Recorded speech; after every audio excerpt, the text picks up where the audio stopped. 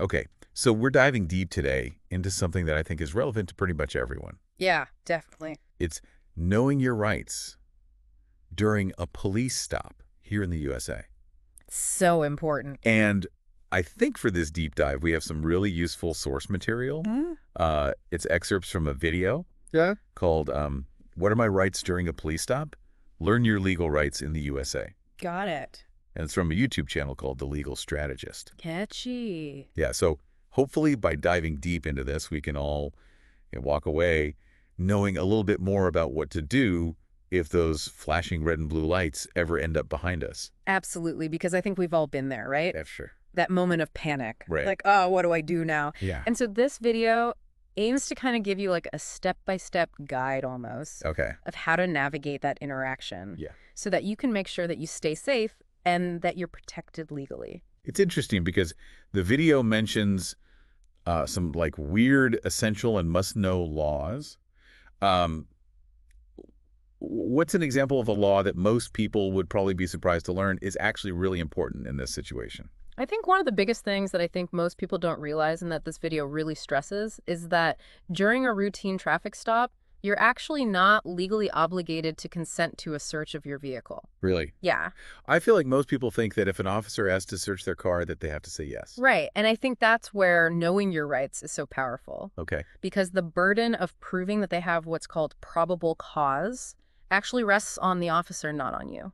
So explain what probable cause means. Sure. So probable cause means that the officer has to have a reasonable belief based on specific facts and circumstances that you have committed a crime or that your vehicle contains evidence of a crime. Okay. So just you refusing a search doesn't automatically give them that probable cause. So knowing that you can refuse a search Mm-hmm. could actually like protect you in the long run, potentially. Absolutely. Interesting. So then how do you think this plays out like in a real life scenario? So like imagine you're driving home late one night, right? Maybe you're going a little bit over the speed limit. Happens. It happens to the best of us. Yeah. And you get pulled over and the officer asks if they can search your car. Yeah. Now, even if you have absolutely nothing to hide, consenting to a search can really open up a can of worms. All right. Because maybe you have something perfectly legal that could be misinterpreted. Right.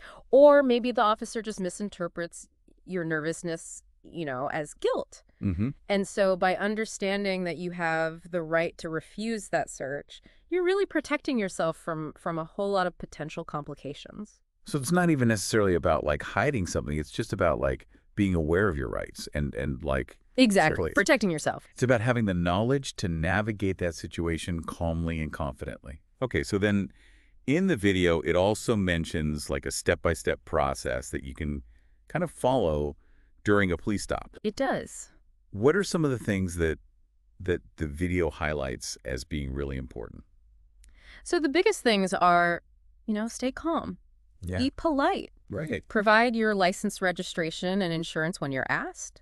Mm-hmm. But also know that you have the right to remain silent. Okay. You don't have to answer questions beyond, basic identifying information. Okay. And as we just talked about, you can refuse a search if you feel uncomfortable. Or if the officer doesn't have that probable cause.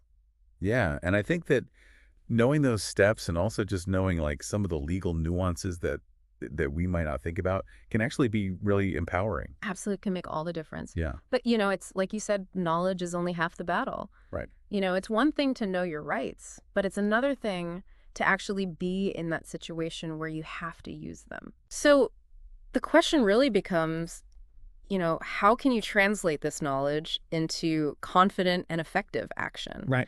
Especially because you're in a stressful situation. It's like you said, even knowing your rights, it's still a situation that can make your heart race. Right. Yeah. So it's something for everyone to think about, how do you stay cool, collected, and really assert your rights effectively in that kind of a situation? Yeah, that's a great question. Yeah. And hopefully something for all of us to maybe think about and prepare for. Absolutely. Well, thanks for diving deep with me today. My pleasure. And we'll see you next time.